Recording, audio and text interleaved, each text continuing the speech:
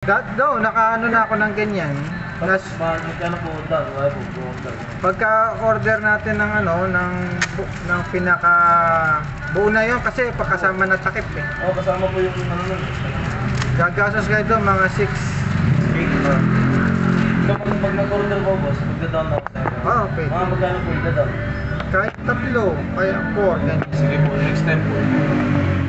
Kahapon ay nung Sa akin. Sabado lumuwas ako.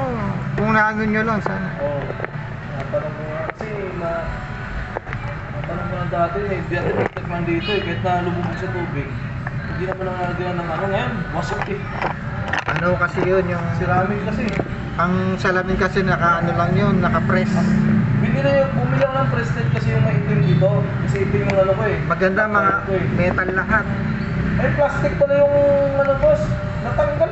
Yung sa gitna. Pangit yun yung ano, yung plastic. Mahal ko pa naman nabili. 7,000. Mahal pa sa ano. Tyson ko nabili. The stage.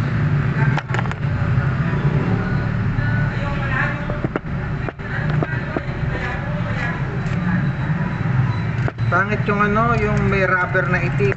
Nagka-crack yun. Yan mo nang i-relo ko muna. Hindi ko na. Tagal na rin sa akin. Almost 15 years na sa akin. Matibay naman ito mga Ano, makatibay mo yan, boss.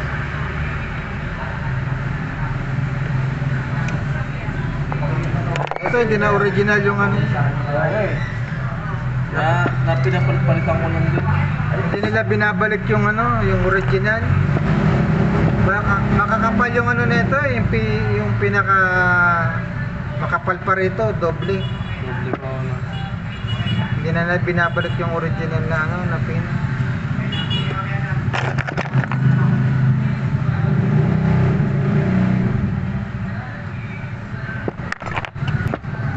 Kung nasuotin yung rado mo kasi papasok ka na ng tubig. Hindi boss, talagang basag talaga. Hindi ko na mabalik.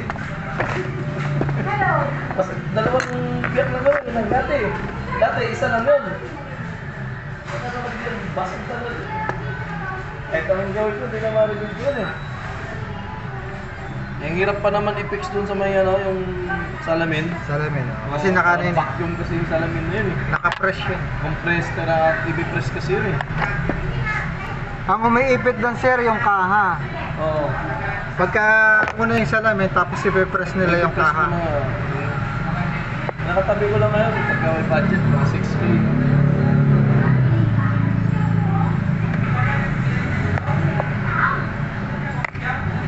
Ano mo na, pag for the base mo dun. Sige. Kaya hindi advisable yun, yung itim na yun na may goma sa gitna. Oo. Kung nagkakrack talaga. Buti pa yung mga metal. At least yung mga metal, kinakalawang naman. Pangil sila. O pagka mga ano, halimbawa, gold-plated lahat, kaya kinakalawang nga lang. Oo. Pero hindi naman siya ganun na nagkakrack. Plastic pala yung gitna. Ano lang siya. Malutong. Mahal pa naman. 250. Nagkakrack yung pag matagal siya nasa drawer. Oo. Ito, paglalaro mo na. Okay naman tayo, pag may nakakita natin, napapatingin mo sa... Mahal na yan sir. Mga 12 na ngayon. Ito? Mataas pa ngayon yan ito? Oo, 12 na ngayon. Yung iba, ano? Bili ko no, may bag sa mga siguro po, mga 18 years ago, 6.5 ko pa nabili na. Ngayon, 12. Mahal na. Tumaas pa lang. Oo. Tumataas yan. Nabenta ng misis ko to eh. Wala pa eh, may nagbabakal buhok na bumibili na ako dito pilak eh. Ako? Ano, binibili na ng 200. Sabi ko, kung bumibenta yan. Ganito pa ako, sentimental ba na sa akin yan? Hindi na ginagano yun. Sa 12 na. Mahal na. Sir, Sige lang po. ano lang, sir? Opo, sige po.